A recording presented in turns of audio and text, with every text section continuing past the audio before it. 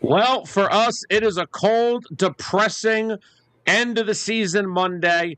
However, there was a lot of entertainment going on this weekend with the wild card round. We are going to be talking about the entire weekend. We'll be getting ready for this Monday night game. Yes, we will be talking the Eagles and their horrific offense, of course. So do us a favor, kick back, relax, because it's time to be real. It's time to be realistic. It's time to be unbiased. And that starts right now.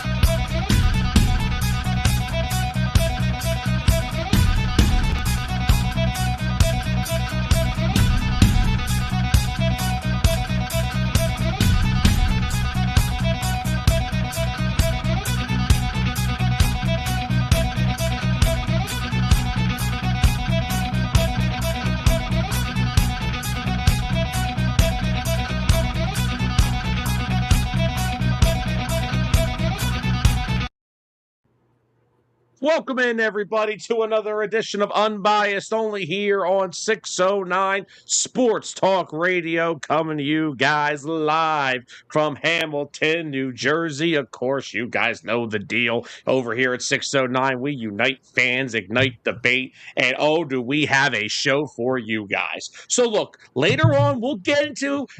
We've had a very entertaining weekend of football. College football playoff was awesome. We'll get into those. Well, one of the games was awesome. Let's rephrase that. We'll get into that later on in the show. We are going to recap all of Wild Card Weekend because it was a doozy.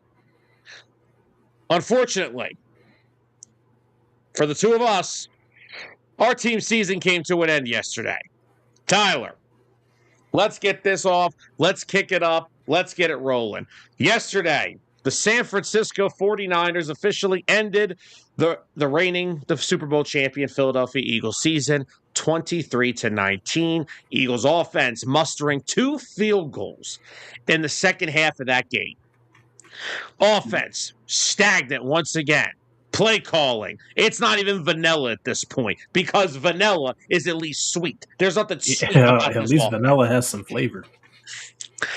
It's actually more, it's actually if you extract vanilla. See what I did there? But anyway, it was anything but sweet in the second half. Kevin Patullo, Nick Sirianni, once again, have no adjustments in game. Robert Saleh outcoached Kevin Patullo, which I said on the Friday Night Gridiron picks was a big concern of mine. You did. And I think what we finally saw in this game, not the whole game, but on the Niners' game-winning drive, which, by the way, kudos to Brock Purdy and the Niners, man. That is this is the big thing with the playoffs. This is when coaching matters. That was the better. It don't matter who was playing or who wasn't playing. That was the better coach football team on Sunday in San Francisco. Yeah, without a doubt, it was the better coach team on the field. Without a doubt, it wasn't close. It wasn't anything else, but. You finally saw, in my opinion, the defense, their legs finally gave. After, fun little thing real quick. I know you're not a hockey guy, but if you follow hockey, they have this thing called ice time. And it gives you each individual player and how much time they've been on the ice in this game. We need field time per player. I would love to know how many combined minutes of football this defense played. Because people are like, oh, they're exhausted because of being on the field in this game. It wasn't just this game. They have had to do this all season, playing 40 minutes plus on the football field, and usually taking care of business. In my opinion, did you not see Jalen Carter before the touchdown? Yeah. He's gassed. He was. He can't be and again, this is coming from two guys. We used to play basketball at 220. These guys are 300 pounds, and it's tough. It is. But. And, of course, we all saw the joke of a fourth down play call that ended the Eagles season. Dallas Goedert, triple coverage, incomplete. We're running 3 go routes to the end zone at the 21-yard line. Here was the play call. The play call was 4 verts. And this We're not talking little Uzi vert either. This isn't Madden. You're running. You went out 4th and 11, and you pulled out 4 verticals when they're preventing any pass that's over 12 yards. And newsflash, with how short the field was, that was basically the end zone. So they kept everything in front of them. They played man on the line, and they said, "Go ahead, beat us." Had your two deep safeties, man coverage on all the receivers, one-on-ones on the outsides. No creativity, none whatsoever, to try and get somebody open. Try and get someone in a position where they can make a catch and maybe run after the catch and make a play. But the I game, agree. if you could see from my little thingy down here, this was a bittersweet season. The only time I probably ever said the Eagles had a chance of winning the Super Bowl this year was probably before Week 1. This year, I have known and seen and felt that this was not their year. They were not going to repeat. And as it got closer and closer to the playoffs, you could still see it. Did I think they were going to be a one-and-done team? In the back of my head, yeah. I had that thought process because how great this defense has been, there's going to come a time where they do break. Like we saw them break against the Bears. They're not invincible. It's a long season. And when your offense can't move the ball enough to give you a rest on the field, there's a problem.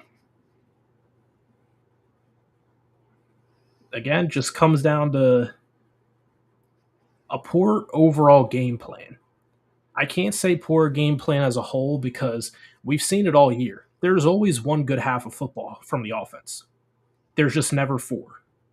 Not even 3. Barely 2. Yeah, barely 2. And I'm going to try to quote the legendary young Eagles fan that got those tickets to the game for Christmas, and his interview after the game. He said Kevin Patullo needs to go back to flipping. He needs to go flip patties at a local McDonald's because he's like the burger. He's cooking on one side and the other side is raw. And that was the best analogy I think I've heard in a long time. That sums up the Eagles' offense perfectly. One side's fully cooked, the other one's raw. No, you're spot on. First off, let's hop into the comments. The chat's going off. What's up, Anthony? What's Yeah, up, everybody? exactly. You have to be realistic. If he is, you're right. You have to be realistic, and that's why I said the Eagles have had the better talent. The Niners are better coached. Robert Saleh and Kyle Shanahan have plans in place and executed them perfectly. They are the better team because they were better coached on Sunday. Well, we all know where the coaching comes down to. Vic Fangio did his best. He did all we could have asked for. Anthony, that's more of the joke that we all made because basically, yes, it became that. And I'm going to get to said wide receiver in your comment a little bit later because I got a lot of issues with him. Oh, yeah. But, I'm not allowed to, though, because some people defend A.J. Brown like he's their freaking landlord paying their rent. Anyway, let's catch up on the comments. What's up, Georgie? Good. Congratulations, brother. Bruiser, they got to come up. Bruiser, they have to come up with a new word for what yesterday was. Ugly is too generous. Yeah, ugly doesn't describe it. Mikey, we know who it's going to be. What's up, Carol? What's up, Carol? We are so sad that we have to come together on these circumstances. It's a sad day. Not victory Monday. Predictable Monday. I'm sad. I'm just sad that the season's over because I love Eagles football. I do, but I'm looking at this from the best perspective that they can take this time to think about everything that went wrong over the course of the season. We saw how Where do I start? Fuming Jeffrey Lurie was. He was It's all- he was not happy about any of it. Major changes coming to the offense, what he said. So Yeah. there's two glaring changes that I think are almost 100% a lock. One, Kevin Patullo is not going to be coming back. He's gone. That's why I'm kind of happy we didn't sneak out a win, because it would have saved his job. Even if we lost the next week, if he snuck out a win in the wild card, he may have kept his job, and we would have been in the same boat next year. I don't believe a second year would have helped him improve. Not at all. I agree. Oh, Mikey, it's cold in Philly. Trust me. It is, but that wasn't the problem. It was the offense was cold. Yeah. And then the second part that needs to change is, if it wasn't evident over the course of the season or from yesterday, A.J. Brown has checked out of the building. He no longer wants to play here. Maybe he should have been traded by the deadline. That's a big maybe. Again, your goal is to get back to last year. Because if you get rid of him at the deadline, then you're down a good wide receiver. Because yes, with all the headache and nightmares that he is, we wouldn't have been able to replace him during the season. No. That's why they held on to him. Now we have this whole off season. We can move him wherever he pleases to go with the best offer. And we can go ahead and try and make something happen. And I do hope and kind of think that they will try to address wide receiver in the draft. Kai Lemon. Anyway. Kai Lemon. Just real quick, Bruiser said it can be bittersweet because guess what? The national title is next week and not an SEC team or OSU in sight. Yeah.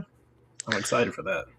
Mikey's going 34-19 Texans for tonight's game. Okay, Mikey, I see you with the big blowout for the Texans. I'm going with the Steelers, but I see where you're going. Carol said, oh my God, it better not. Carol, Adam Schefter already came up on Get Up this morning and announced it.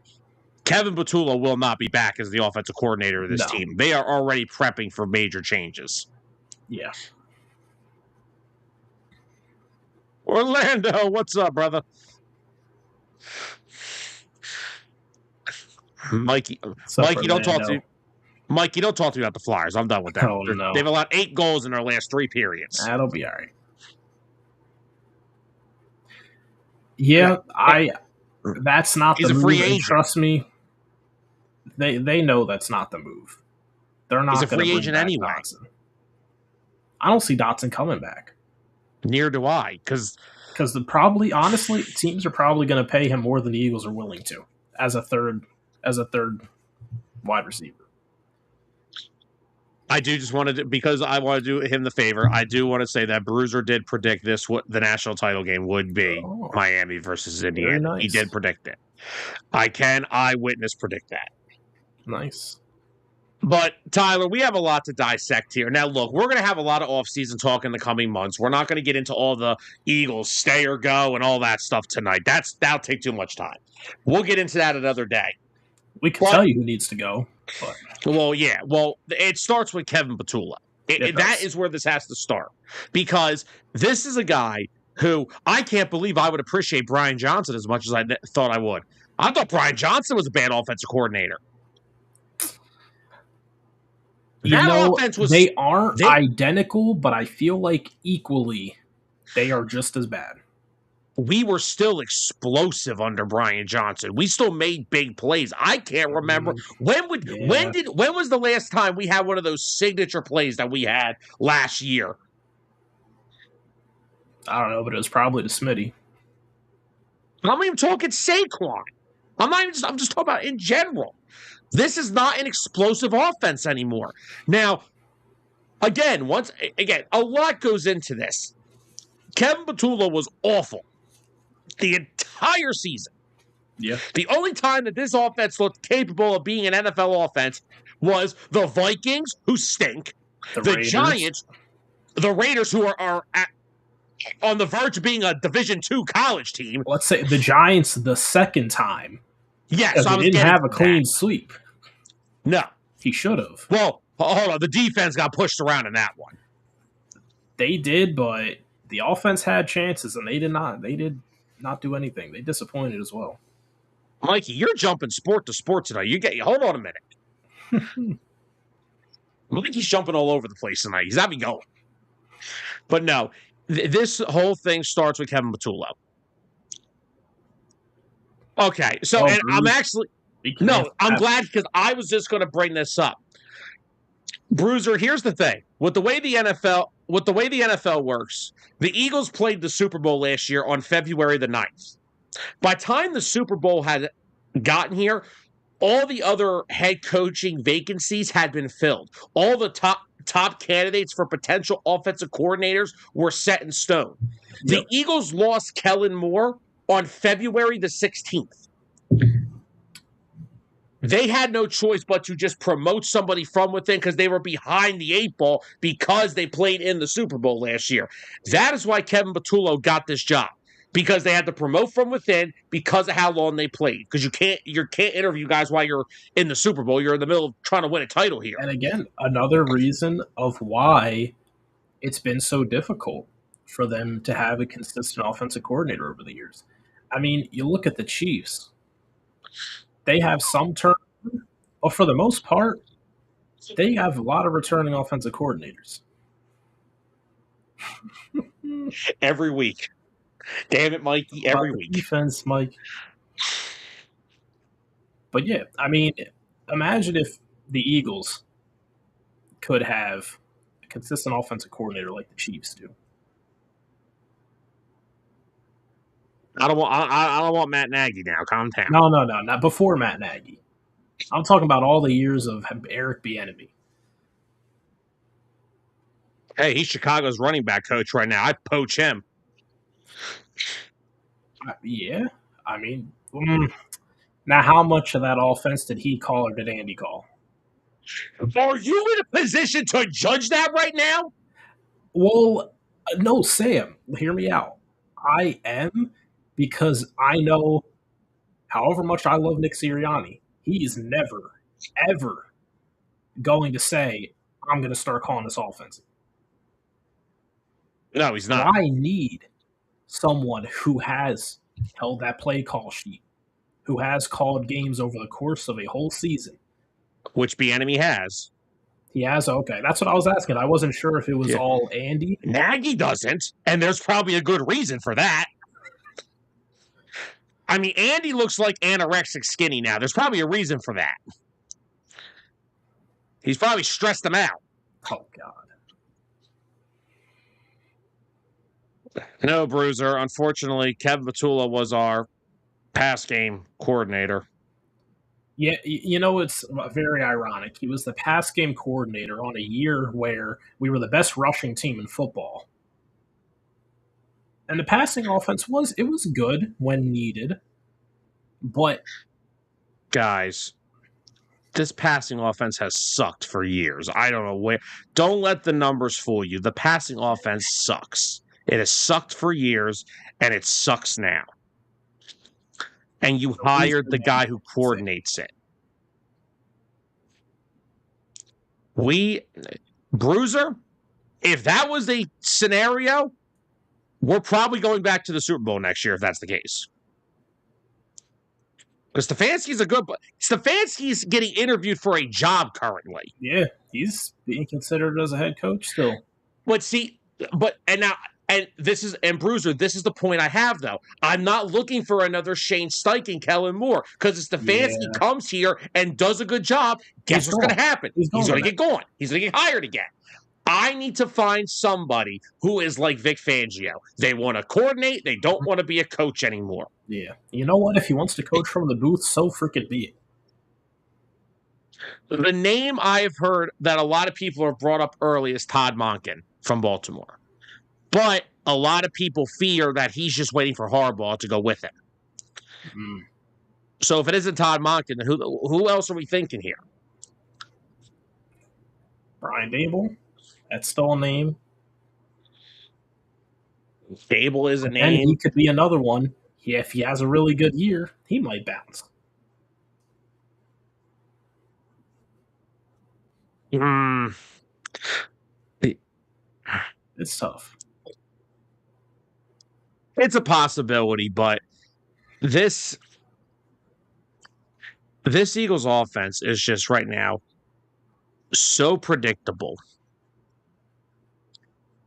So, what else? What's another good word for this, Tyler? Um,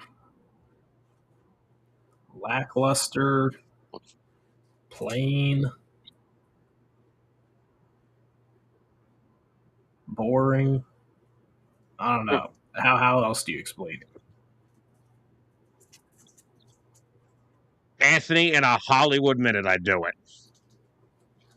Yeah, I mean, say what you want about their team, but him as an offensive coordinator, yeah, So, Chase Senior is an Eagles content guy that I follow on Twitter. Very good guy. Awesome draft analysis. Here are some guys that he's brought up: Brian Dable, Todd Monken, Davis Webb, quarterback coach for Denver. No, because I'm not doing this. I don't think he's ever been an OC, and we're not doing this again. no. If you have not been an OC for at least 2 to 3 years, I'm not doing it. I don't think Jeffrey's going to do it. He's literally going to look at resume. He's going to be like, okay, you've called plays this year. You've had success with this team. They need to have a proven track record. There's going to be no more handouts. The last two he has are Mike McDaniel and Scott Lofleer, which is currently the Eagles quarterback coach. Yes, he has not got experience as an NFL OC, but you know the story. Yep. This is a perfect way to describe it. Think about no, it. but according to all them, they didn't need an identity. Defensive side of the football, they got their identity. They're aggressive. They play through the whistle. They may give up some yards, but they don't allow a lot of touchdowns.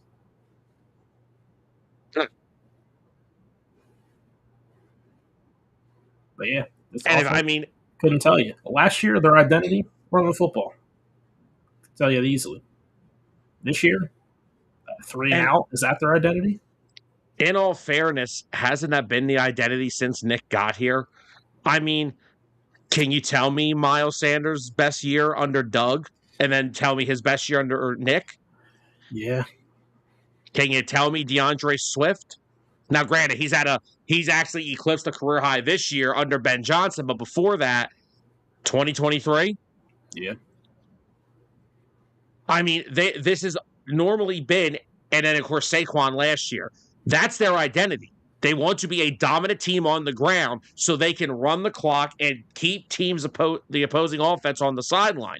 That's the biggest problem this year. It's run or bust, but then when you can't run, you have nothing else to go back on. Yeah. And you know what's a worse combination? Having a terrible passing offense already that's schematically put together and being stuck in third and forever every time. Yeah. And like I said, I am 100%. I'm done with. I'm done with Kevin Patullo. I don't want to see him on my sideline anymore. But I still am going to hinder that fit. 80% of this is his issue. But you still have to account for that offensive line sucked. They were not good this year. They weren't good yesterday either. They showed signs of it yesterday, but then it's like, oh, we're getting a rhythm. Jalen Hurts runs for the first down. Oh, here's Cam Jurgens holding. Yeah. I mean, there were plays that we saw Landon Dickerson on their behind. Oh man, the comments are flying. Oh, everyone's mad. Up? Matt, I really hope that it can work out like this. And you know, honestly, if this is what the trend could be, oh God, I'll take that over missing playoffs year after year or constant first round exits, barely making it in as a wild card team. I'll take that. If it takes them getting knocked out in the first round so they can actually get a head start on their offensive coordinator search, to try and turn some things around, sure. Give me another Super Bowl run next year. I agree. And Bruiser, Sam was bringing this up just a little bit before. The offensive line has been very poor this year, probably one of the worst in the league. It has had to have been probably ranked in the 20s, if I had to guess. All you gotta do is look at the rushing. We're in the 20s in almost every offensive category. Yeah. Like, I get it. Generational talent like Barkley. The reason he had that historic year last year was because of how well those front five played. They have not a single one of them have even hit 75% of last year, and that's being generous. Yeah. And I do include Lane in that because what do we always say? The best ability is availability. I get it, injuries happen, but he's dealt with injuries over his career in the last 5 years. And I'm getting in that fear that this one may be the one that he just said it that if my body tells me it's time, it's going to be time. I'm in fear that we're getting to that point. And again, I remember people yesterday, they were attacking Fred Johnson. First of all, Fred Johnson isn't one of the three other Pro Bowlers on that offensive line. Yeah. And I said, it's probably kind of hard for Fred when he didn't prepare all week to be the starter. You know what he found out he was practicing with the second team. No. You guess when he found out he wasn't playing? Same day. Saturday night. Oh, wow. So the night before he found out he was starting. Saturday night. Oh, man. I've been waiting for this one to come in. Well, for once, I actually agree with him because, come on, man. We have seen that play from them 1,000 times. I think all three of us can have a moment of understanding and being on the same page here. Wait, give me a second. I'm not going to go as deep on the fuck Reed Blankenship. But you're not going to sit here, Dennis, and tell me that Sidney Brown would have done any better in that game or over the course of the season. He stinks. But yes, I do think ultimately we need a better playmaker in the back of our back of the field at safety. Yes. You need to find somebody who can give you the Malcolm Jenkins type level of play. Yeah. Like Reed, he's been great. From being an undrafted player, the growth that he's had, I have nothing but respect for him. That's why I would never say what you like to say about him. But at the end of the day, he's still 10 times the player Sidney Brown is. It's not even that. The problem with the play is, where is he running? Jalen Carter is running. Jalen Carter was so quickly in front of Jawan Jennings. He was called for roughing the passer. And that's the football IQ to what holds him back from being a better player. Because he has those lapses in judgment. We've seen him bait on plays going deep. We've seen him make mistakes before. It doesn't happen a lot, but it does happen, and he's prone to it. And that was another prime example. You have Christian McCaffrey coming out the backfield. You stay on Christian McCaffrey. They can handle the running back. I'd rather let Jawan Jennings run for like 5 or 10 yards before getting tackled than you leaving their best player, the best offensive player in the NFL, be wide open. And having your safety come all the way from the middle of the field to the right side to defend that. That is not all on Epps. Hold on. Matt, it's kind of funny. I brought this up today at work. Here's how I want every offensive coordinator interview to go. Hello, so-and-so. My name is Jeffrey Lurie. I'm the owner of the Eagles. Let me just ask you a question. Do you envision on being a head coach in the NFL one day? Yes, I do. Thank you for coming. We will get back to you. And I'm not hiring him because I can't do this anymore. Hey, I'm I understand you guys are okay with the wild card Super Bowl wild card crap. I'm not. I want to get back to the NFC title game almost every year. I just want consistency, and this is what we are going for. Hard, though. It is And I think that's why they want to try. That's why they've tried in the past with that promote from within, because they hope that it works out and they won't take a job right away because they've been coaching on these staffs with under these head coaches for Yes, years, but most of let's them. be real. The only reason that Nick has a coaching tree is because every assistant that's gotten hired from here has had success elsewhere. Shane Yeah, true. Steichen, not the rat face DC that he used to have that he hired, not him. Which, by the way, did you see that? Yeah, Dallas is going to hire him. Good luck. Washington's interviewing him too. Please, I'm begging somebody. I wish they would bring him back in this division. That's two guaranteed wins a year. Okay, Dennis. See, we had a moment, and then you do this. Now see, All right. this is where. See, now hold on. We're gonna get into this on another show. I hope he's meaning what I think I'm thinking about it, because I do have some logic. I mean, he is the point here. I hope he's meaning it in terms of what I think he is, because if it's no, Dennis, we could take Dennis, a minute about we'll get to that. About your football player scouting. Yeah. Well, like you said in that longer comment up there, Sidney Brown doesn't change the game, but he did have some good blows on special teams. Yes, Dennis, he's a special teams player.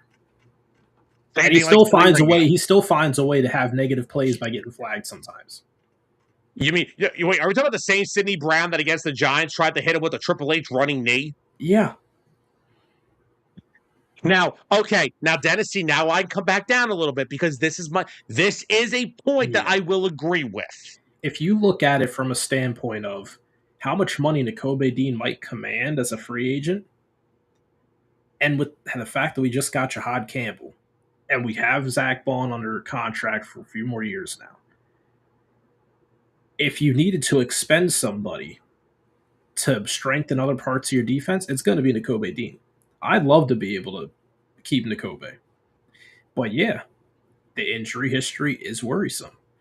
He didn't miss much time this year, but he still missed some time. And then he got hurt in the Buffalo game. So I understand. And Matt's spot on. Campbell's not better than Dean yet.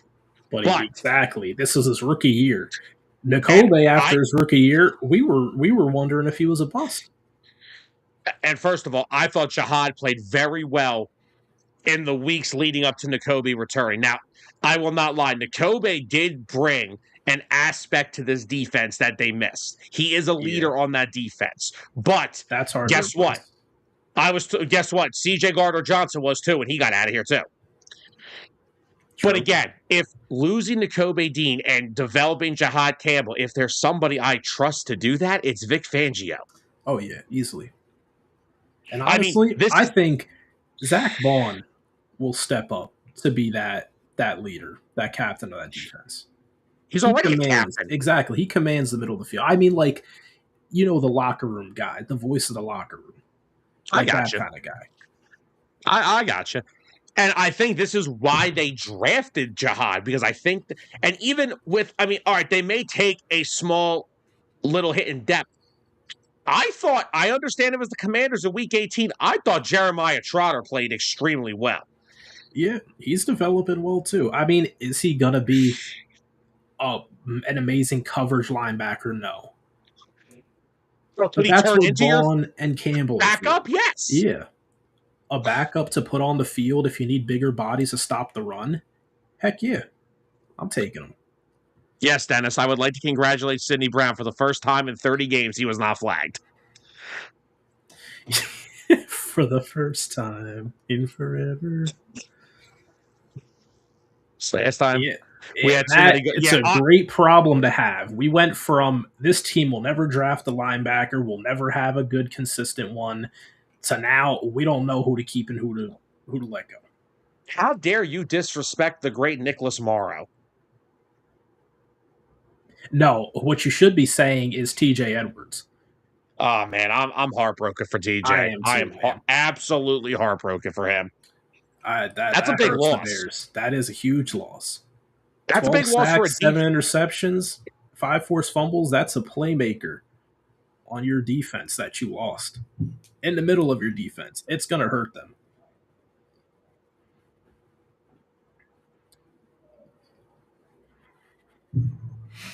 It's a rough loss for them. So I hope TJ gets back healthy because I love TJ when he was here. He actually he was the standard of developing.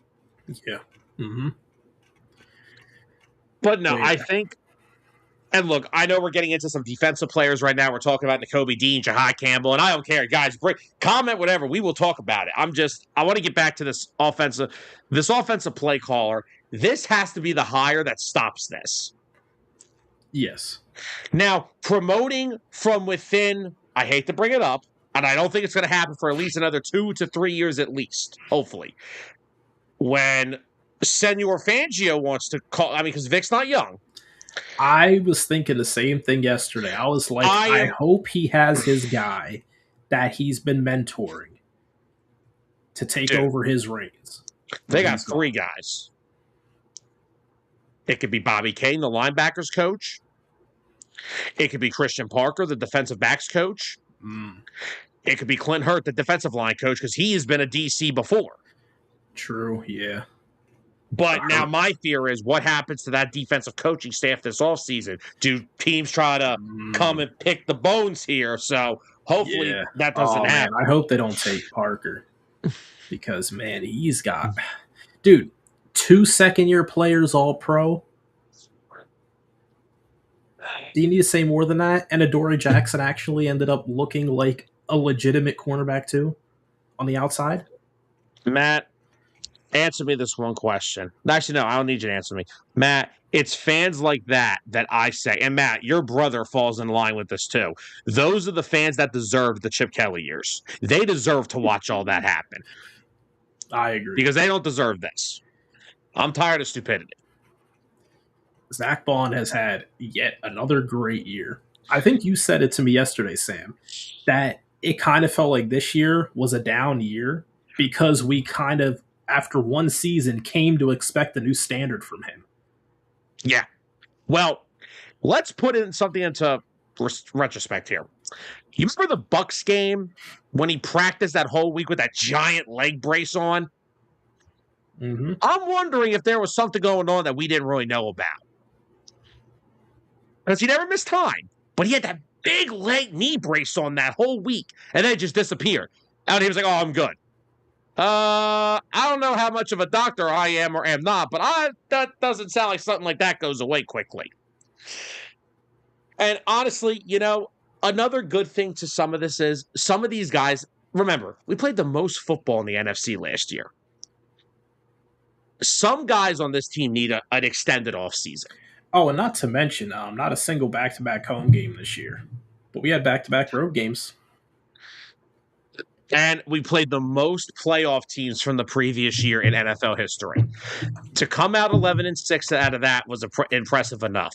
And yes, no, did they hit the standard this year? No. The offense is terrible. The defense is relied on too much. Thank God it's young. You imagine this was if this was like Jim Schwartz's defense? And then we have to worry about rebuilding. That's why I was saying this is probably the best case scenario going into this offseason. There's not many glaring needs. What I see us needing, right guard, if it can be addressed in the draft, great. If it can't, free agency. I'm looking for the next Brandon Brooks. Need another safety. I think Makuba's going to be a starter next year again when he's healthy. But you need someone, you need a veteran with playmaking experience to put next to him. Update on him, by the way. Still in a walking boot, but should be getting out of it within 2 to 3 weeks. Should be almost close to 100% by late summer. So we may need to bring like a guy like a Marcus Epps back and then bring in another. Yeah, I'm fine with that too. If he's my backup for if guys go down, I'm cool with that. He's earned it. Matt, is that actually? Did he come out and say that? What? What Matt just put? Yes. Oh yes. Did? You could see it.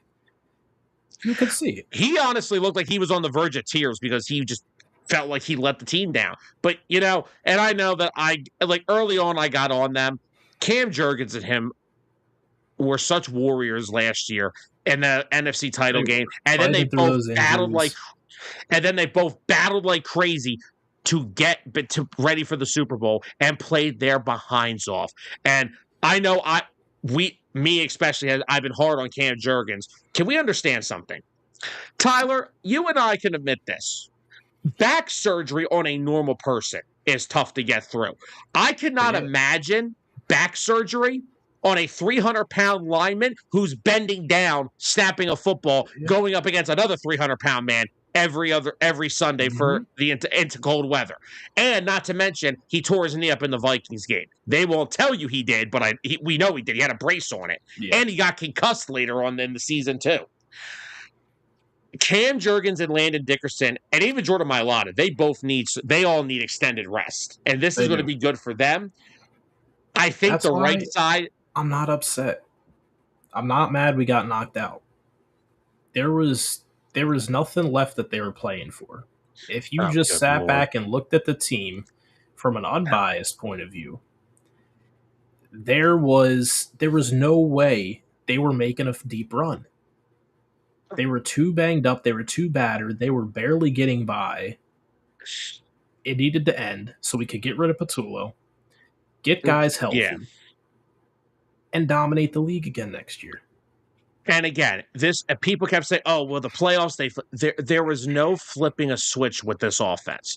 By week 10, you knew what it was. It was an inconsistent offense that could not make in-game adjustments. That's the biggest problem. It's a battered offensive line that you can't fix in a season because they can't get healthy.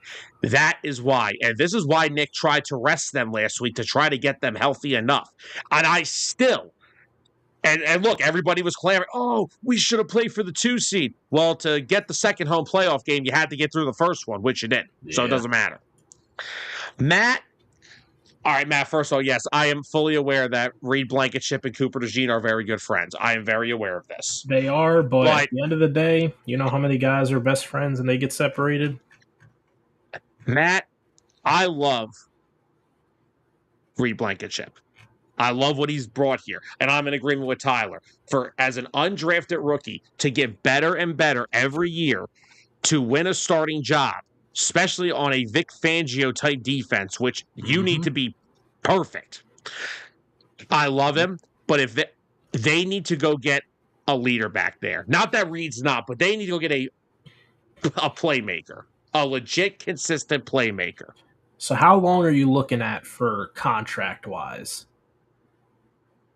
Because I may have a name to throw out. I'll take whatever at this point. What's the name? Jimmy Ward. He's on the older side. That's why I said how long you look at the sign. I'm good off that. Because he's older. How about this is why I kind of want Kyle Duggar?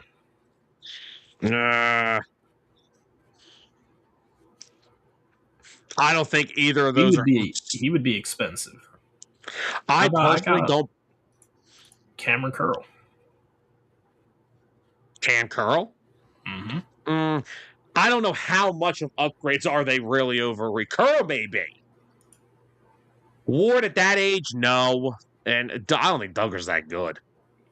I mean, Tyler, I'm not trying to... Mike Vrabel traded him, and they got better. So I'm good off that. True. And I mean, there's trade options. I'd still look into Buddha. I think they're going to have to trade because there really is slim pickings. There's not that many good young safeties. Or you could just draft one. You could, but then you run the risk of rookie next to second-year player in the back of our defense. Coming off an injury at the back of our defense. I don't want that. I gotcha. If they draft one, they do have to bring in someone who maybe isn't as good but has the experience. What if you re-signed Reed for 2 years and you drafted one? Would you be okay with that? Oh yeah, 100%. You know what? What are Honestly, we from what talking I'm about? looking at here, I think they got to resign him. Actually, You know what they're going to do? No, they're not. You know what they're going to do? They're going to admit the mistake again and bring CJ back for the third time because every time he's here, we get to the Super Bowl. oh man.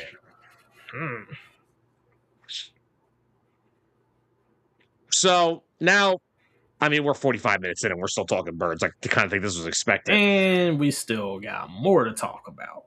Oh, I know. Let's move on into. Let's keep this going for a minute. Let's talk about another elephant in the room, and that's Nick Sirianni.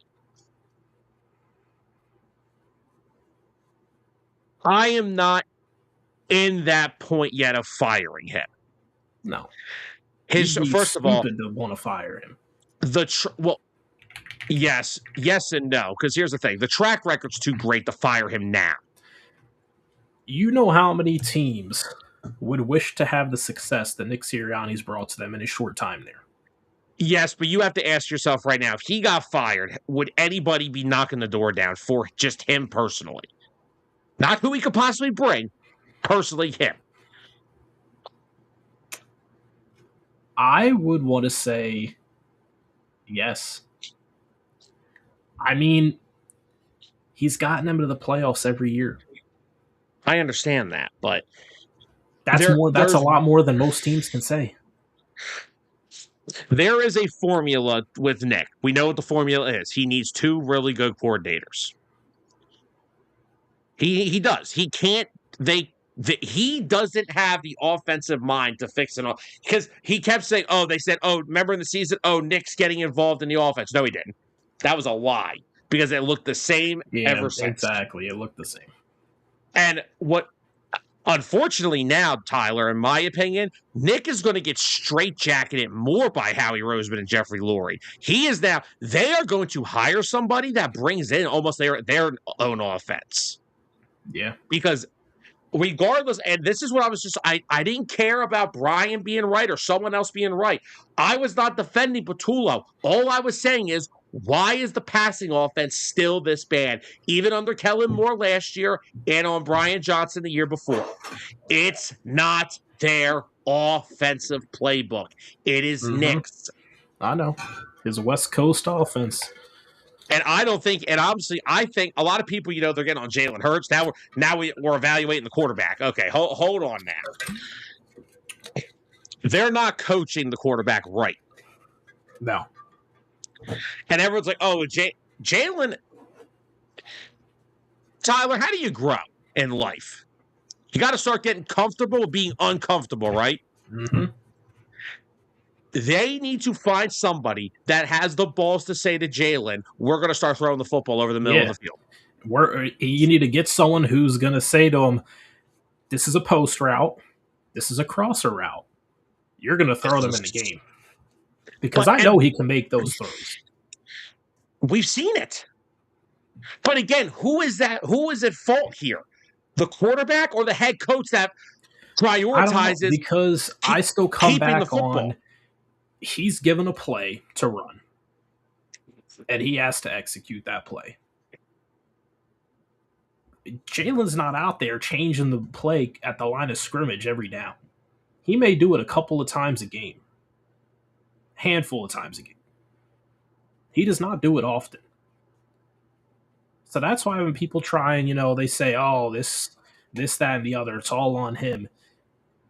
He's just out there trying to run their crappy game plan. That's not him running the game plan. That's not him going run past AJ. No. Nick Sirianni is so hell-bent on taking care of the football and winning the turnover battle that they are afraid to throw the football inside the numbers. Yeah. And guess what? Yesterday, they won the turnover battle. 2 interceptions to none. And they lost in the game. They need an offensive play caller that will say that will tell Jalen, go out there and let it rip. And you also need to have the right personnel to accompany that. which right now you do. Not with one guy.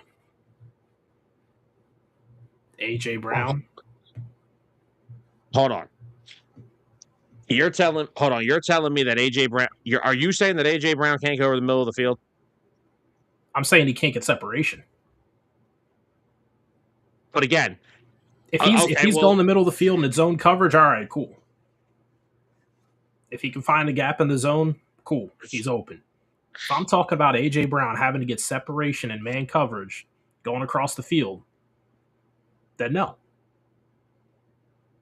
Getting separation on a deep ball, no. Like, what is this? First off, I wanted to bring this up earlier, but what is this garbage? Smitty didn't run one 20-yard route. This is the same Devontae Smith who throughout the year we've seen dial up with Hurts, big play after big play.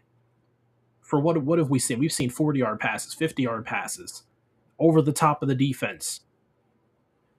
His longest route was like 16 yards. Yeah. That's it.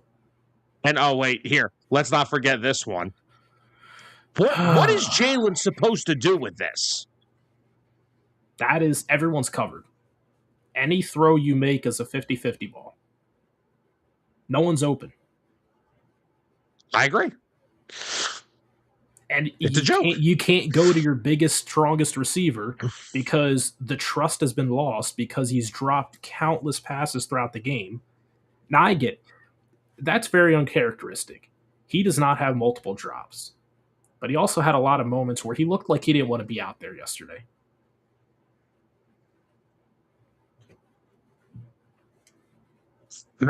With the amount of tough decisions we already have to make, I'm not giving Jahan Dotson a new contract. Nope. I'm cool with Cooper being potentially battling for a 3. I personally think we'll be looking for some more wide receivers more than just a 3. Yeah, I think we will. Well, you also got to think next year we're going to get Johnny Wilson back. If he can stay healthy for a season, that's to be seen. That loss was something no one talked about because he was that guy that did all that dirty work, the blocking, the getting out there and blocking for Saquon. He did a lot of – he almost ran as the number 2 tight end, which, by the way, Grant Calcaterra, never want to see him on the field again. Can we convert Johnny Wilson to a tight end? He's already big enough. I don't know why we haven't yet. Anthony said that would be a great chance for Dotson to show up. Anthony, but again – with that offense, with those weapons, and if the game on the line, I have to throw it to my 5th option? No. And once again, hold on. No. See, now I'm not mad, Anthony. I'm not. No. It's not. But Anthony just reminded me again, guys. I am a Penn State fan. I watched every snap Jahan Dotson played. Where he is lined up there is the slot again. He is not a slot wide receiver. In that area, that's where AJ or Devontae should have been. And Dotson should have been on the outside. Jahan Dotson is not a slot wide receiver. I have said it every freaking week since he came here. Now, Matt, that was not the issue. Because what led up to that moment on the sideline was before the drop pass, he also had that pass where did he go? Oh, it was across the middle of the field. He was running a post. And he put in no effort to get that football. I'm going to keep my mouth shut because I personally don't care that Nick went at him or not. Because you know what? It's okay for him to go to the media and criticize Nick's offense, but Nick can't call him out. Yeah. If you're the head coach and you see a player that you know what they're capable of, AJ Brown should be a superstar from what we've seen in years past. And the lack of effort that he has put out, I'm not mad that Nick Sirianni got after him.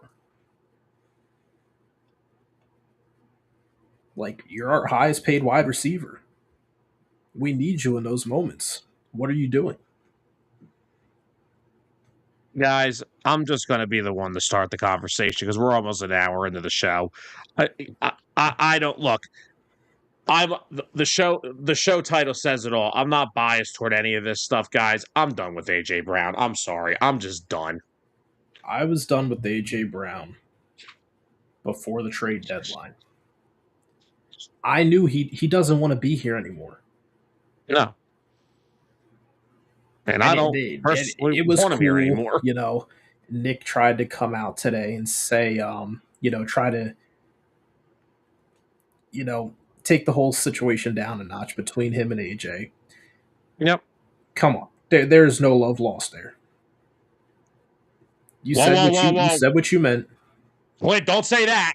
He pays people's rent around here. That's how they defend him. Hold on. Oh, brother. And wait, AJ Brown has been on a career decline for a whole year now. And here's where I got to be done with him after last night.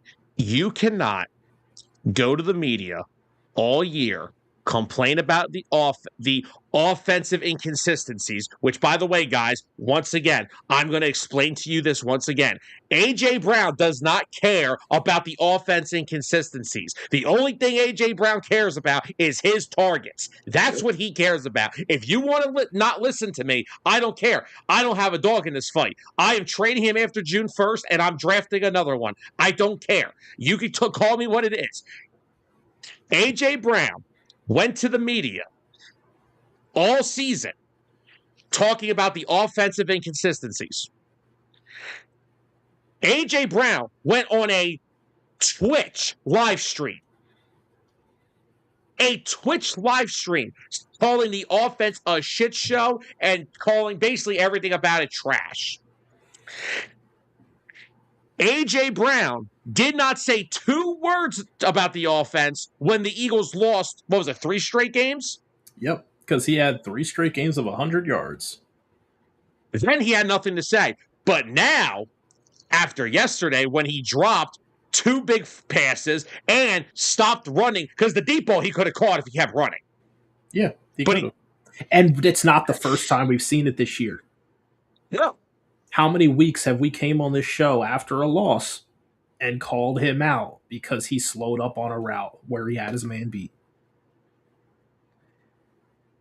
The Philadelphia Eagles are not a team of quitters. And if that's what your mentality is because you don't think you're going to get the ball, then you can go to a team where you think you'll be a better fit. Because obviously he does not care about winning games. He just cares about his stats and individual Guys, this is a guy. Before we get to that, and Clint's right. So you use the media to your advantage all year, but now that you played the worst game of your Philadelphia Eagle career, you dap up a couple teammates and said, I'm out of here. I'm not talking to nobody. If we saw only 1 missed catch from A.J. Brown and a game where he was only targeted maybe 5 or 6 times and had like 3 catches, we would have seen him after the game. He would have been taking all the interviews, and he would have been trashing this offense. Yep. And the game plan. But remember, the A.J. Brown that everybody says is repeatedly unreplaceable, which, by the way, I don't like all national radio shows. I still listen to Colin Cowherd occasionally. The one take that he still has, I agree with. Wide receivers are the biggest divas in the freaking world. And you know why? What makes me appreciate a certain someone so much? Devontae Smith just goes out there and does his thing. Did you hear him last night? Yeah. No, he actually defended Kevin Patullo. Mm-hmm. He said, and first off, guys, if there is one guy in this offense that could actually throw somebody under the bus, it is Saquon Barkley. Saquon Barkley goes as well as the 5 guys in front of him. They haven't blocked for him all year. Every interview he does, I have to be better. I need to get better. I have to do things better. Yeah. Not, I need to get more space. These guys got to block better for me. You know how many times Saquon could have came out and talked about how, it's pretty hard. I'm getting hit 3 yards behind the line of scrimmage almost every run. I'm just trying to do the best I can. No, not once has he done that. He's put it on him. That doesn't mean it has to believe it. But as a team player, he put it on himself to be better. Saquon Barkley is the leader you think A.J. Brown is. A.J. Brown, by the way, again, that's the other thing I'm going to say, does not deserve to be a captain on this team. Nope. Not at all.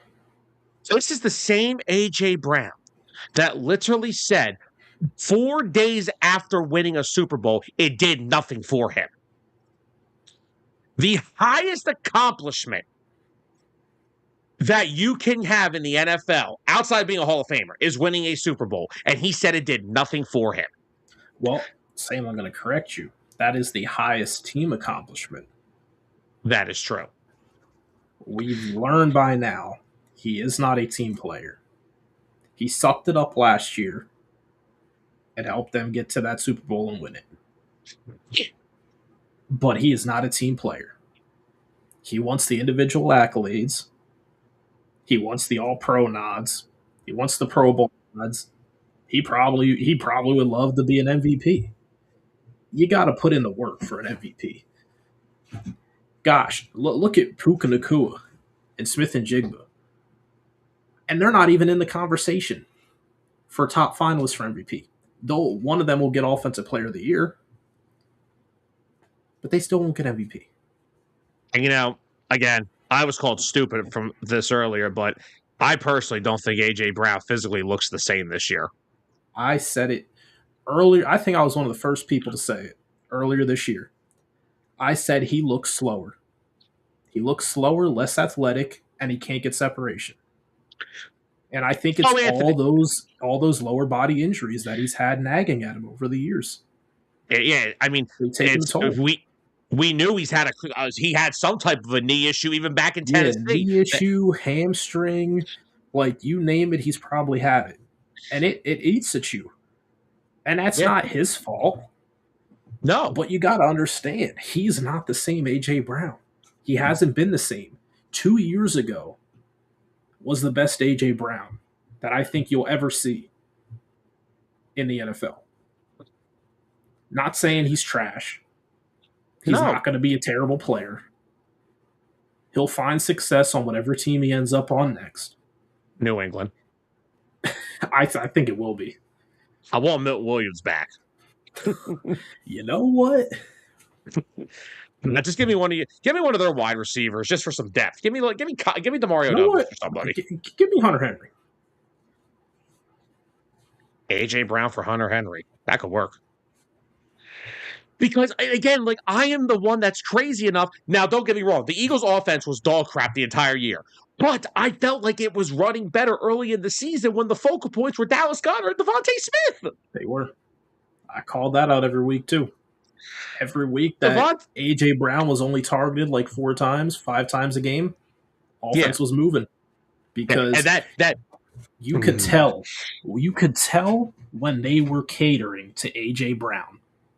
And when they were forcing him the football. And there was definitely a point. There was definitely a point. Back? Oh, man. Can they give me out? Who's that young safety? Bishop? No. Who else they got? Hell no. Hell no. I'm giving you A.J. Brown. Give me Dalton Kincaid. His injury, bro, that. Dawson Knox? He's a little more durable, and he's a good blocker. I wouldn't mind that. To be the tight end, too. Solid set of hands, can block. Because getting a first-round pick for A.J. Brown is not happening. That's out of the cards. I mean, you got to look at it. He was still a 1,000-yard receiver. I envision them, if they go for a pick and not a player trade, at least a second. Or if I don't get that, I want a third, but then I want either a player or another pick. So it's either a second, or I want a third and a third and a fifth, or I want a third and a player.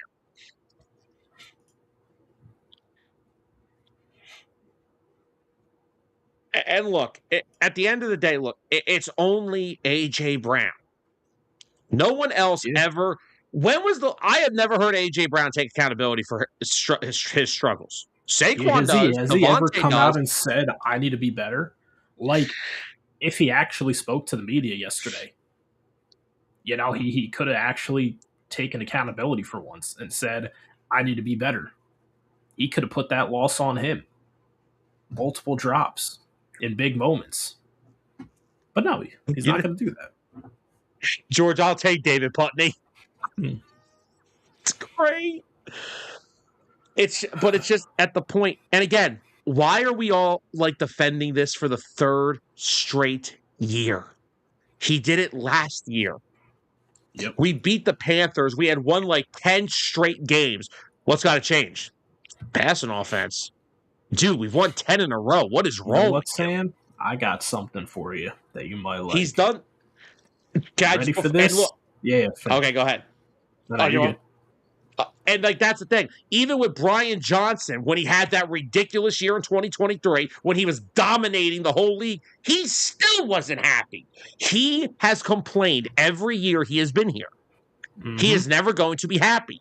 And once again, the other thing that you guys have to start looking at, remember why are we able to pay A.J. Brown and Saquon Barkley and Devontae Smith? And Jalen Hurts. Because we are a low cost-efficient defense on rookie deals. Well, guess what? In the next couple of years, you're going to have to flip that. You're going to have to be cost-efficient on offense and start paying the big boys on the defense. So, Sam, I got something for you. Oh, Clint. Funny you mentioned that. I was going to say trade him to the Browns. You know who I want back? Give me Jerry Jeudy.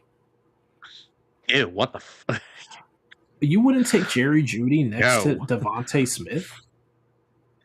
I would rather just draft one. I don't want to add a lot of money. I want to get younger. Yeah, younger. And I mean like long-term younger. All right, Howie. Oh no, Clint, I'll do him one better. I'll send him back to Tennessee. Cool. But no, the fact that, and look, I understand Brian's a big AJ guy. I remember the draft show. He was pumping his fist when we got him. We all were. But Brian is in that small group of Eagle fans that act like AJ Brown pays their rent every month. The guy is a problem right now. He uses the media to his advantage. And then when it's time for him to meet the media, when he messes up, I can't. I'm out of here. I'm ducking. I'm sorry. Craig Carton, I can't stand Craig Carton. Worst sports talk radio guy in the business.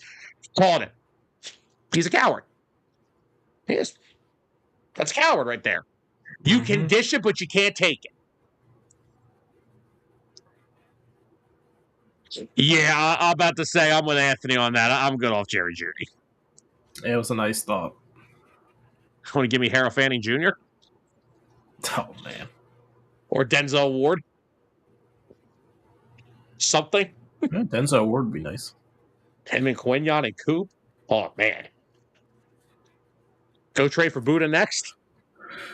But no. There's not many things that the team needs, which is good. Yes. One of them's depth. Glaring needs are we need a starting right guard. We need a day one starter. Not a project might be able to start. We need a day one starter right guard. Honestly, we could probably bring Reed back on a cheap enough deal. The cheapest from what compared to the other free agents that are going to be out there. They might as well bring him back. I see them letting Nakobe Dean go. AJ Brown will be traded. At what point, I don't know. They'll probably try and go the safest route. That'll be the least expensive. So you said, what was that, after June 1st? If he gets traded? Okay, so here's how this goes. If AJ Brown is cut at all, it's a $72 million dead cap hit. If he is traded, And I believe if it's post June 1st, it is a $43 million cap hit, which they can spread $60 million next year. They will save $7 million for 2026 as well, but they'll have a dead cap hit of 16 and a dead cap of 27 after that, and then that's it. Yeah, so he'll be gone. There's going to be plenty of teams that will want to acquire him. Hopefully, we get the best value back for it. And if that value is just picks, I'm fine with it. Yeah. That's what I prefer. Clint, I don't claim that fake Eagles player anymore. Yeah, all he's turned into is a mainstream media bum. I'm very happy what Chip Kelly did now. Brian Westbrook was always better anyway. Oh, you got that right. Love Brian Yes, Westbrook. Anthony. And he did meet with the Falcons, too. Two teams that and he's still eyeing the Titans because they got $100 million in cap. Is college football good news to test out our new graphic or no? Oh, yeah. We got breaking news.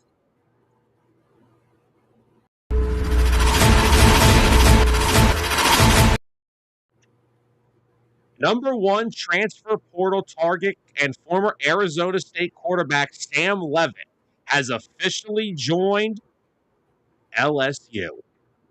Mm-hmm. I heard that was in the talks today. It was in the talks, but according to Max Olson, as of 2 minutes ago, Sam Levitt is an LSU Tiger. How was the graphic? Good?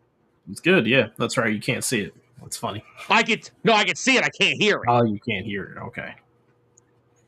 So, yes, by the way, for anyone who saw that, that's our 609 breaking news alert live on air. So when stuff happens on the air, which nothing has happened since we've had it for the past month, that's what you'll see. So Sam Levitt is – I wanted to test it out. Sam Levitt is heading to LSU to join that snake Lane Kiffin. And, yes, he is a snake.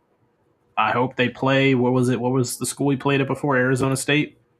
Yes. I hope they play them and they lose to them. I don't know, man.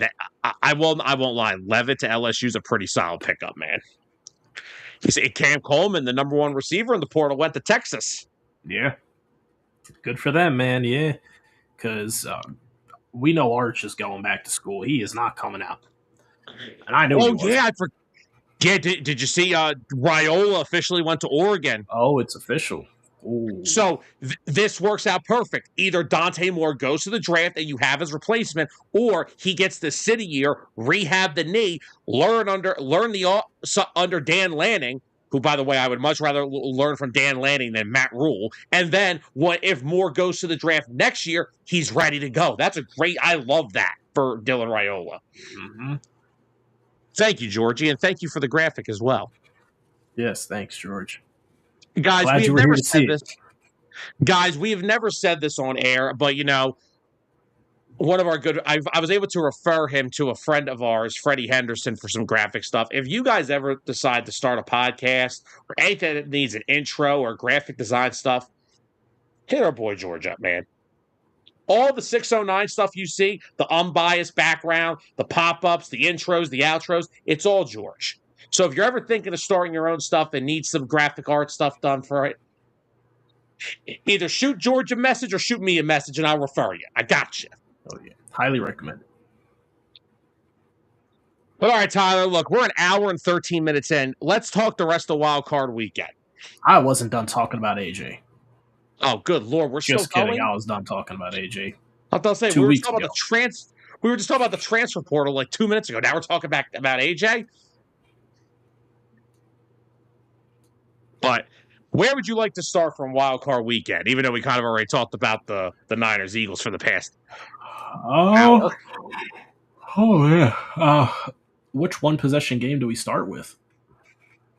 By the way, while we're still talking, prayers for George Kittle, man. Yeah, that's rough. Them damn Achilles injuries. And now, Clint, I will personally say I'm not a big Dylan Raiola guy either, but if I'm a quarterback that wants to get developed, I would much rather go to Dan Lanning than stay with Matt Rule. Yeah. There was a reason I wanted Matt Rule nowhere near Penn State. Let's talk about Los Angeles, Carolina. What I miss? What am I about to see? Deep ball. Oh, that's a beautiful pass. Do you want to start there? Or would you like to start where Anthony wants to start? Because you know what? Who put Christian Kirk in the comments earlier? Anthony. Wait, was it Anthony? It might have been. I don't know. Somebody brought him up. Oh, you caught that. Yep. What's with the holding of the wrist? Can we start real quickly where Anthony wants? Because look at his comment. We need to start having a conversation. I said it. I called it. It's over. Justin Herbert is not a playoff quarterback. He's not. They even tried to play conservative, and he turned the football over twice. Yep. Yeah, I don't know where they go from here. I mean, I get it. You had a lot of injuries on the offensive line. That takes its toll. But it's the same thing year after year. Doesn't even matter the coach at this point.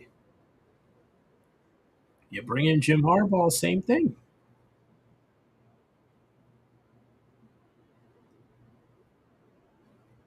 Oh, yeah. And I mean, it's not like the Patriots came out and played amazing. Yeah. Yeah, they really did. It took till the end of the game for them to finally score a touchdown.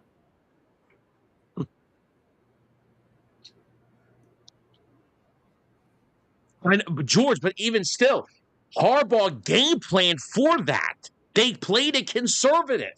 Yep. And he still just couldn't do anything. And George, we just watched them play that. We just saw them drop like 18 to 20 on the Texans defense a few weeks ago. The Patriots defense is not better than the Texans. Nope, it's not. There is no reason that he couldn't have figured out a way to get some type of ball movement going. He is not a playoff quarterback. And I will agree, George, their interior O-line sucks. And Tyler Linderbaum is a free agent, and the Chargers are going to have a lot of money to spend this offseason. So, yeah, bring him in. Got Mekhi back then. Let him come back to Stoutland University. Maybe. I don't know. I want a longer term option than just a 2-year deal for Mekhi back then. Yeah. But, and like I said, the Pats didn't play great. Drake May looked like a quarterback in his first career start in the playoffs. He did. And he still performed. Who called Hunter Henry for player of the game, by the way? You did. I didn't get 2, but I got one touchdown. Honestly, I'm with Clint. What's the excuse the other year? What was last year's excuse? The year before that? If it looks like a duck, sounds like a duck, and acts like a duck, what is it? Line. But, man, I will say, Mike Vrabel, man, in year 1, just turning the Patriots into a absolute... Their defense was awesome last night. It was. And it's like it's rare that you find these head coaches that they change the culture of the team for the better. Did he really change it, or did he just kind of bring it back? Well, if he brought it back, that's a change. Because they didn't have it last year. They didn't have it the year before was that. The next Patriot. They didn't have it the year before that. Well, Belichick was done. Exactly. So, yeah. He brought something back to that organization that they were missing. And now they're... Clint, I'm done. I'm done with you. Tops in the AFC. I'm done with Clint. Well... Yeah, Kirk's got quite a few primetime wins. So, hold on. So, George, hear this. Justin Herbert last night, 19 of 31 for 159 yards, no touchdowns, no picks. He was sacked 6 times, lost 1 fumble, and fumbled twice. Okay. Drake May was 17 of 29 for 268, 1 touchdown, 1 interception, 2 fumbles, and lost 1. So he turned the ball over more, and he was sacked 5 times. They almost played the exact identical game. Yeah. Shout out, man. You see who had 2 sacks last night? Who? Big old Milton. Earning Oh, every penny of that contract. Did you see what he did to Vrabel on the sideline? no. He busted his lip because he caught it. Vrabel was trying to give like one of those head-to-head moments, and he freaking hit his helmet on his mouth. God. Almost concussed his coach. But no, yeah, dude. Look, New England's moving on. I forget who has to win. The lower seed, I think. I forget where New England would go. Wait, New England's going to host the winner. Game? Yeah, I think they're hosting the winner of this game because the Are lowest these the lowest seeds remaining. Wait, no. What about Buffalo? Oh, I know Buffalo would go to the Broncos. Oh no, right? Buffalo's. I think Buffalo's going to Denver. Yeah, they go to Denver. Yeah, good luck, Josh. Josh, you thought you were banged up now. One thing I said, Buffalo games are hard to predict because you don't know how much you're going to get from Josh Allen. He's going to be great, but is he going to go that level above greatness to help them win? Can't do it every Tyler, I don't think we're at the point where he has never reached the greatness point. It's just because his greatness gets overshadowed by how stupid his team is sometimes. Yeah, no, he's always great, but it seems like that's not good enough. He needs to be at that next level to carry them to these wins. He has to play a perfect game every time out there. And, give Joe Brady a shout out. James Cook was not as effective as we kind of predicted. They did hold him in check, but they found ways to get the ball into their playmakers. Shakir, they were able a little bit. I even saw Keon Coleman have a big catch. Yeah, it was only one, but it was 36 yards. It was impactful. Big play. Yeah, I mean, they did a good job of getting everybody involved. I mean, that's what Buffalo has to do. You don't have any guys that are like gonna, just make a bunch of huge plays and carry your team. They don't have a Puka Nacua. No. So they have to rely on everyone to play a decent enough game. What I want to know now, I don't think Trevor Lawrence played the greatest game either. He had 2 interceptions. He had 2 interceptions. Did Jacksonville forget they have running backs? So Travis Etienne had 10 carries for 67 yards. That is 6.7 yards a carry. Yeah. Their backup had 4 carries for 51 yards. That is 12.8 yards a carry. I know where you're coming from. Oh, there's DK again. Called him, said he was going to be a big impact tonight. Boosting their pass game, getting him back. They did run the ball well, but not enough. And if they ran the ball more, that would have taken more pressure off of Lawrence. Maybe he doesn't throw 2 picks. Yep. That's PI. Yeah. Houston, Lasser's not having fun right now. Yeah, it's like, and I don't want to bash. I'm not playing bash Liam Cohen. Liam Cohen's been great this year for Jacksonville, but it's like they tried to say, like, hey, Trevor Lawrence can outduel Josh Allen. I'm not trying to get into a pass off with Josh Allen. No. And that's what ended up coming down to. And they lost that battle. Yep. And I mean, credit the Bills defense. They made plays. Shaq Thompson had a big interception. Bishop had an interception. Mm-hmm. Shout out Tre'Davious White.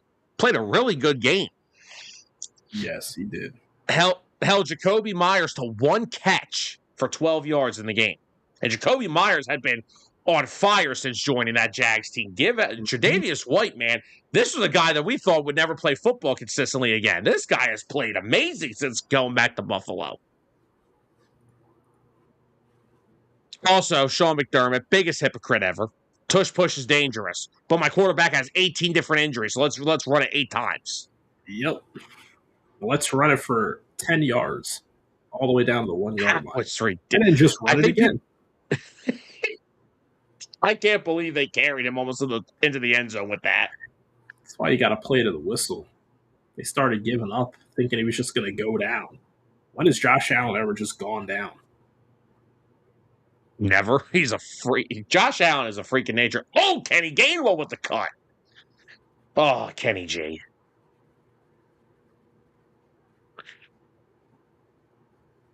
Somehow Arthur Smith can utilize Kenny Gainwell better than we can utilize Tank Bigsby. It's unbelievable. But all right, Tyler, where did you want to go next with this? We kind of got Jags out of the way. I've We got been waiting to Patriots. talk about the Rams Panthers, the Time's yours. shootout. Time's yours. I just want to start by saying that I called Matt Stafford MVP of the game. I said 300 plus. I called 4 touchdowns. I only got 3. It happens. He got picked once. But man, that offense, it's so hard to bet against them. Puka Nacua did his thing. 111. 10 catches, a touchdown. Adams, 5 for 72. In his first game back, they got him healthy. It's paying dividends. They even got their tight ends involved. Higbee was 2 for 45. Parkinson was 2 for 34 in a touchdown. Everyone was getting involved in this game. And for the run game, they did a solid job of running the football, but we all know they're a pass-first team. But what they did defensively of stopping Carolina with Chuba Hubbard and Rico Dowdle, they held that unit under 83 rushing yards.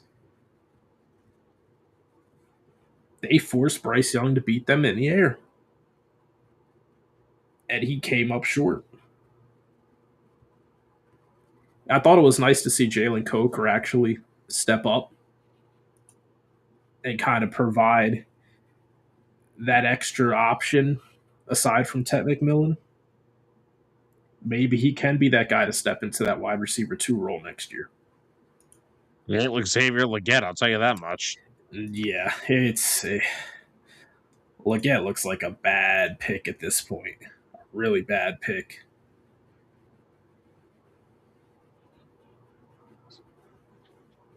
Clint, get out of here. No, yeah. I mean, look, the Panthers should be happy. They should feel good about themselves. You took the Rams toe-to-toe. You took them to the wire. Literally all the way there.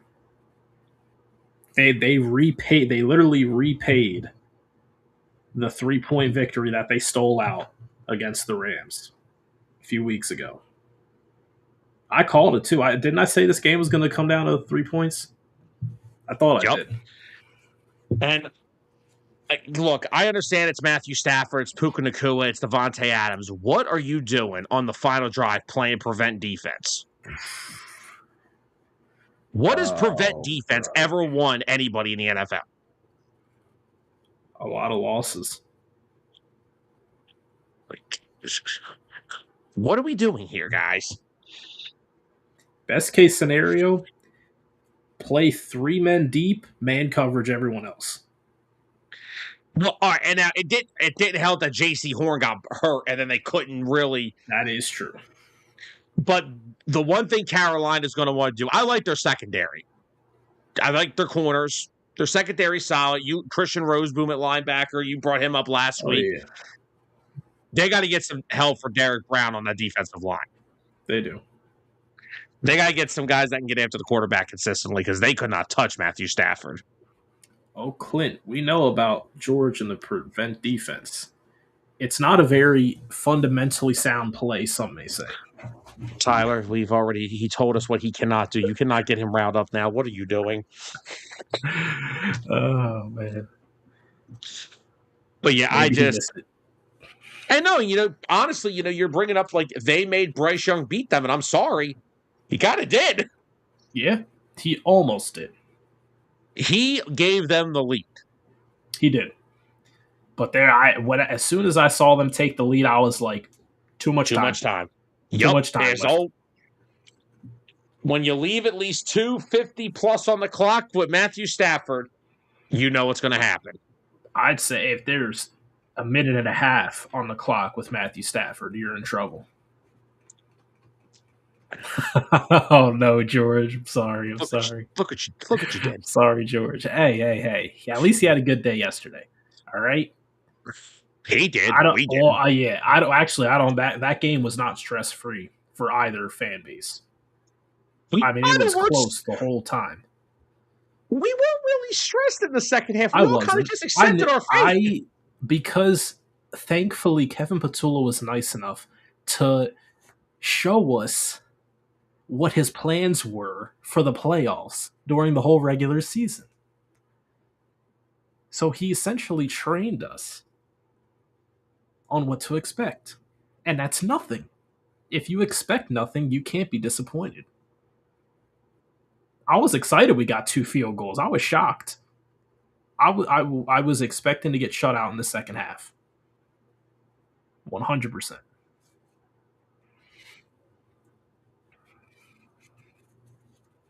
Rams treating Puka like the Niners did with Debo. Random research. Look up Puka's stats this year. Anthony, that's actually an insult to Puka because Puka's a 10 times better player than Anthony, Debo ever has been. Ever compare Puka Nacua in any aspect to Debo Samuel, then I'm going to wish much bad luck upon the Oregon Ducks and the Washington Commanders. Don't you do it. Oh, God. Clint said Bryce Young played better than Justin Herbert. Everyone played better than Herbert in the playoffs, though, and Trevor Lawrence. Well, I'm going to hold Trevor Lawrence's to his play calling because they did not run the ball enough for him to succeed in that game. Yeah.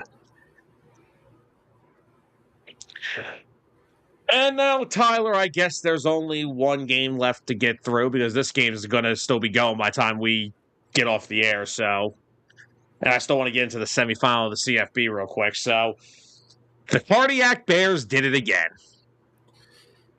Man. Has Caleb Williams earned your respect now? Sam, I told you weeks ago he earned the respect. I am just asking. He did that weeks ago. Sam, when was the last time that I said something negative about Caleb Williams? About not being able to finish? Probably since the Packers game. I think it was since that Packers game. Mm-hmm.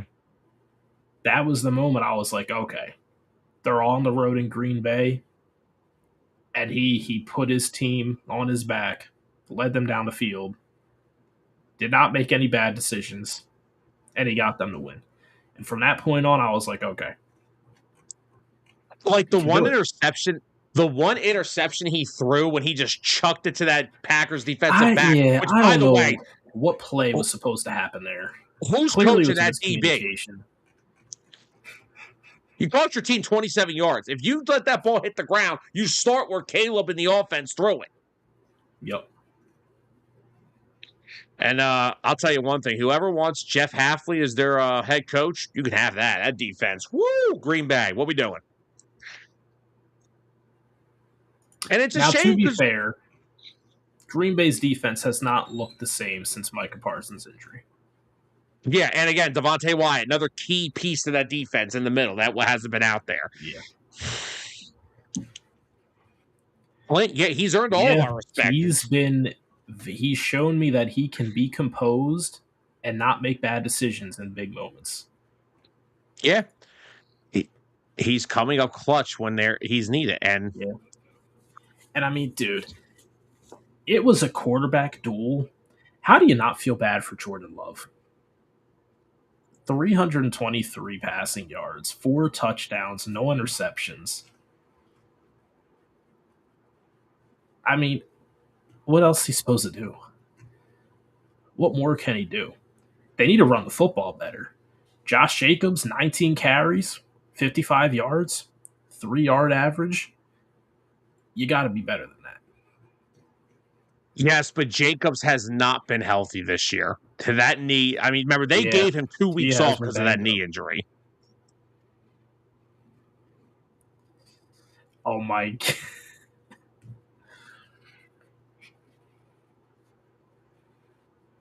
I mean, he's right. Puka does have 1,700. Devontae only had like 700. Yeah. That's crazy. But now, again, Devontae Adams also missed a few games this year. Oh, Puka missed one. Yeah, but Devontae missed like 4. Yeah, true. If Devontae stays healthy, they probably have a 1,700-yard and a 1,200-yard receiver. Oh, my God. Flea flickers in Pittsburgh, and Stroud fumbled the ball. Yeah. For Green Bay, I got a question for you, Sam. Hold on. It already looks... Houston does not have the offensive line to be running flea flickers. Oh, yikes. What are we doing? So, question for the Packers for you. Shoot. We already heard the Packers are trying to extend LaFleur. They're not moving on from him. It'd be stupid to. It's exactly. It's the right call. Honestly, I get it. Kind of different situations. LaFleur is an offensive mastermind. That's like if the Eagles were to move on from Sirianni this year. Not the right time. Read the room. But my other question was, do you think they stick with their receivers that they have? Romeo Doubs had 8 for 124 and a touchdown. He's been one of their premier receivers throughout the year. He ended the year at 724. And I don't know, he missed a couple of games. He didn't play all the games. Matthew Golden finally showed something. 4 for 84, a touchdown. Only 5 targets. Jaden Reed, 4 for 43. Christian Watson, 3 for 36. They all called touchdowns. I personally think they should stick with that group because that's, in my opinion, that's a 4-receiver set that it would be impossible for a lot of teams to cover. And not to mention, that's without Tucker Kraft. Thank you, because honestly, I personally think if those 4 are healthy next year, they will all have good years. I am predicting this. If he is 100% by training camp, Tucker Kraft's going to have 1,000 yards next year. Oh, yeah. I like the space out approach. I don't love, okay, I'm not going to say this is why I want to get rid of A.J. Brown, but that's kind of why. I felt this year with the Eagles, Jalen Hurts was better when the Eagles spread the ball out to multiple people. They don't have a guy that has an ego that's going to want the football, and you still run it with Josh Jacobs. I think that offense should stay together. They have to get the line healthy. The Zach Tom injuries killed them all year because he is one of football's best right tackles. He is. He's a top 5. And his injuries killed them this year. So, honestly, no. If Green Bay's fully healthy, I think they win this game with Micah and Wyatt and Tom. I agree. Clint, I think he thought he was in the Super Bowl. And it was the last play of the game. Because what in the world? He's lucky he didn't land on his neck. I got a better one. What about the Hail Mary to the end zone? Why did no Packer receiver try to get they all just watched it go into Kyler Gordon, who still dropped it.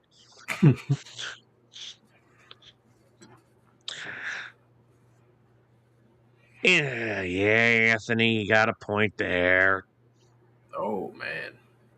But again, I mean, I kind of agree because is it really fair to have Jeff Hafley hold a lead for the entire game without his best defensive players? No. Not to mention their corners are atrocious. They are. Trayvon Diggs played 1 snap and never saw the field again. Their corner, they have good guys at each level of the middle. Defensive line, Wyatt, Gary, Van Ness, Parsons. That group's really good. Middle at linebacker, you have Edgerrin Cooper, who I think is a really good player. And of course, you have McKinney at safety. The guy has had 10 interceptions since joining the Packers. They can get that cornerback position consistent at some point. So they'll be fine. They were banged up going into the playoffs. They still gave the Bears a run for their money, but again, that was because that was the third time they played the Bears in 5 weeks, 6 weeks. They'll be okay. I think bringing LaFleur back is the most sense. He's earned a contract extension. There's no reason not to bring him back. Yep. Because guess what? If LaFleur got fired, he would shoot past Harbaugh for the top option.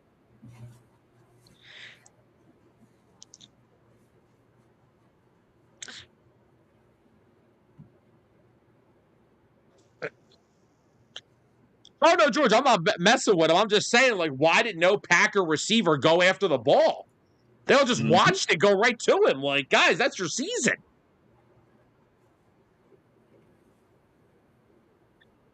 All right, Tyler, want to get into some CFB playoff real quick before we get out of here? Yeah, let's do it. Indiana. That's all you need to know for that game. Indiana. My God. Oh, did you see Indiana? They're giving me them Saban Bama team vibes. Man. Kurt Signetti and that group's just so good. I mean, and remember, this is an Oregon team that they only beat by 7 a few months ago. Yep. And they blew the doors off of them. They have played at another level in this playoff so far. I agree. Mendoza is playing absolutely phenomenal. I love their wide receivers, Surratt and Omar Cooper. I love those two. They're such good players. Yeah, they are. I mean, you kind of knew it was going to be a long night when the first play of the game goes for 6. Yep.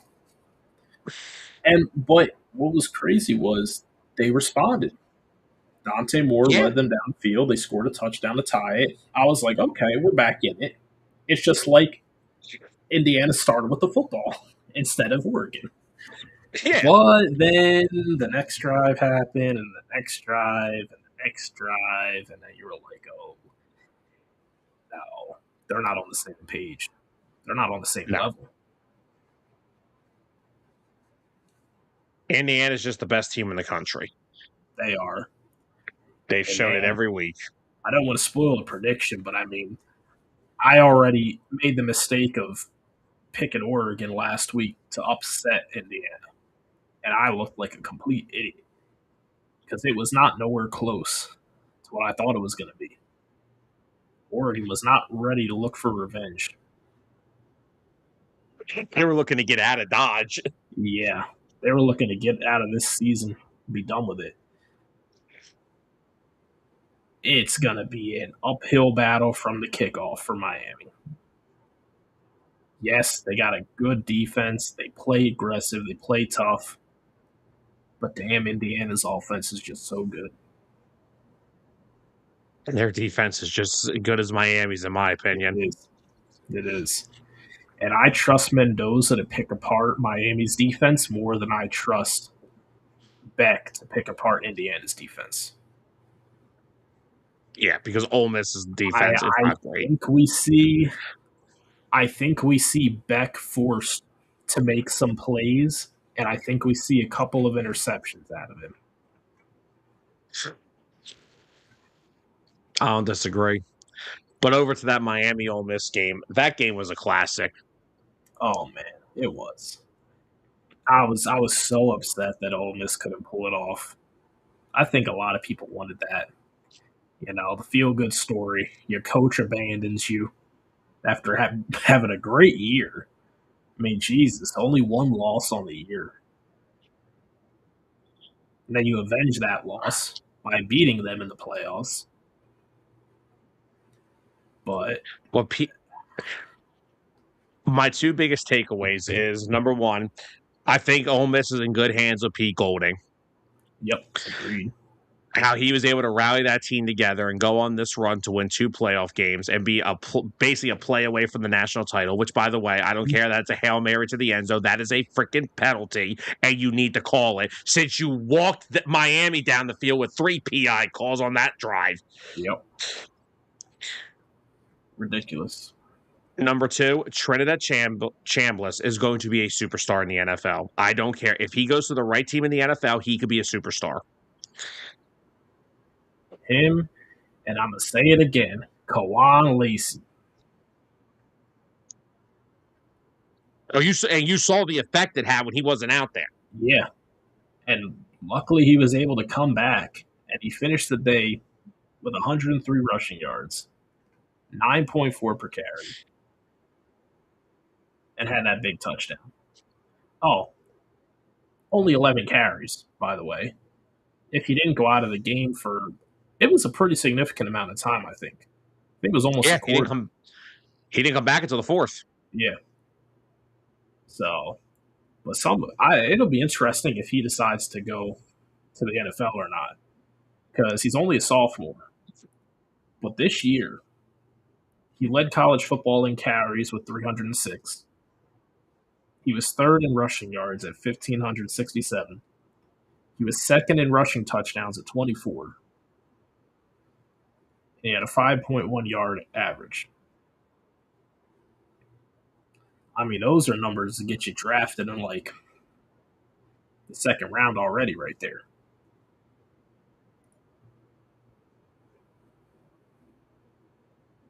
Yeah. If he's smart, though, go back one more year at Ole Miss. Have another good year, because his freshman year at Missouri, he didn't do much. He didn't really get a chance. Lacey? Yeah, Lacey. He didn't get a chance to do much his freshman year. Because you saw Chambliss got denied for another year, right? I saw that. But it's okay for Diego Pavia to be a 30-year-old college football quarterback. Yeah, make it make sense. Clint said also you need discipline. That face mask by Ole Miss on Miami on the final drive was stupid. Yeah, you do need to be disciplined. Yep. Yeah, Clint, the U is up right now. Especially when they got a Bella Danger on their sidelines. Oh, my God. I'm just saying.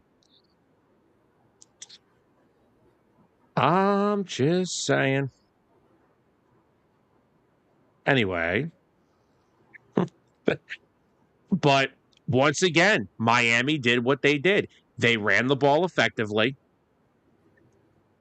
They were able to still keep the ball on the ground for a good, decent amount of this. Hold on, wrong game. I went to the wrong box score. Where in the world? There we go. But, I mean, look, Fletcher, 22 carries for $133. Yeah. Dude, Malachi Toney is going to be one of the most dynamic college football players next year. Mm-hmm. That kid is a Swiss Army knife, and it's just fun to watch. And again, you brought up about Indiana, but Ole Miss kind of started to do that this week with Carson Beck. They said to him, "Hey, we're going to make you make some plays," and credit him, he did. He did. He had a couple of really big passes that moved the chains for them. Carson Beck has done nothing this year but double the amount of NIL money a experienced quarterback will get in the transfer portal because of how valuable the experience is. Mm-hmm. Speaking of experienced quarterbacks, Tyler.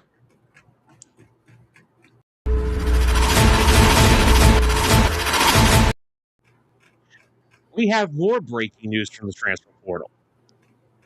Former Penn State and Missouri quarterback Bo Perbula is transferring to Virginia. Really? To join the runner-up in the ACC title game. Man, I was told all these ex-Nittany Lions are heading to VT. What's going on? Yeah, I was like, that's not Virginia Tech. That's Virginia. Oh, man, I guess James didn't get the call, huh? Clint, I'm not posting that comment about Michael Irvin because I don't know if that's going to be deleted or not. What in the world are you talking about? Clint, we're not doing this right now. Oh, man. But, I mean, how about Michael Irvin, though? I mean, he's got those receivers playing really well for them. Look, because he sits on the sideline and freaking coaches them. Yeah. Boys over there putting the belt to the trash can every week. It's crazy.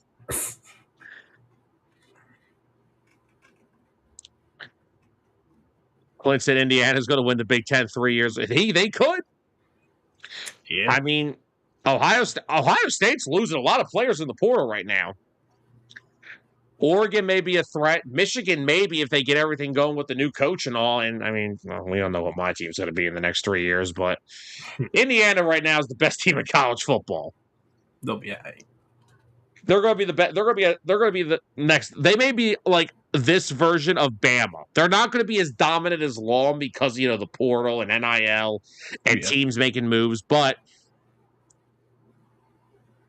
they're going to be like this for a while.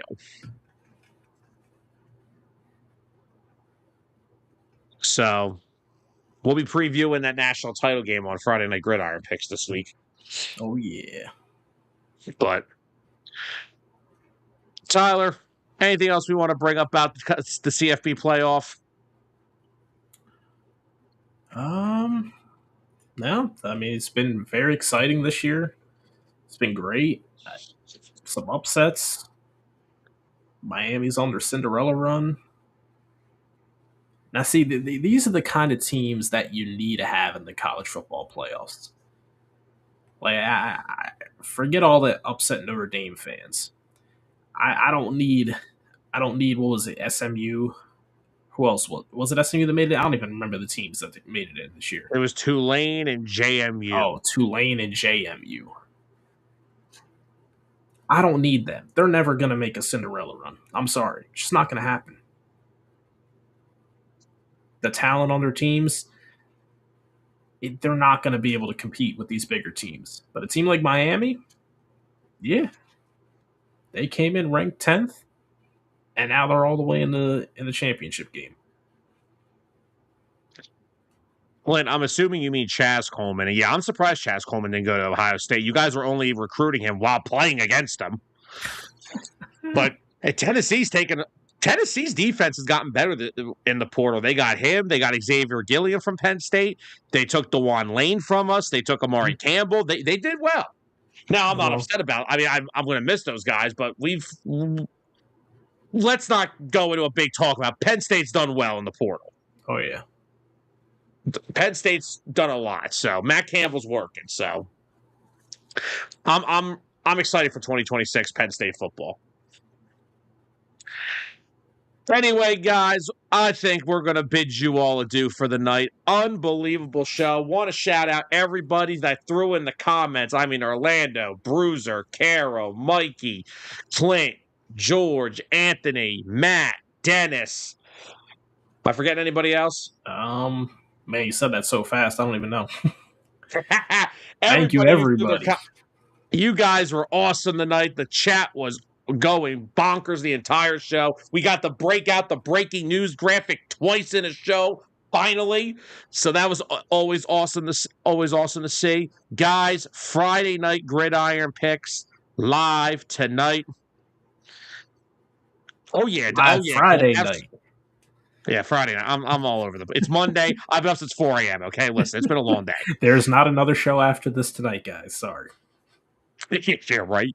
Shout out. Oh, yeah, I love me some Joey Aguilar. Clint, that boy was balling over there last year in Tennessee. Carol, have a great week. Hope you guys all have a great week. Friday Night Gridiron Picks this Friday, 8 p.m. Eastern. College football national championship game preview, NFL divisional round. It's going to be a great show. So, guys, come out, come talk some more football with us on Friday. Hope you guys have a great week, and we'll see you then. For Tyler Adams, I'm Sam Nelson, Fire Kevin Batullo, and good everybody. Trade AJ. The following has been a presentation of 609 Sports Talk Radio.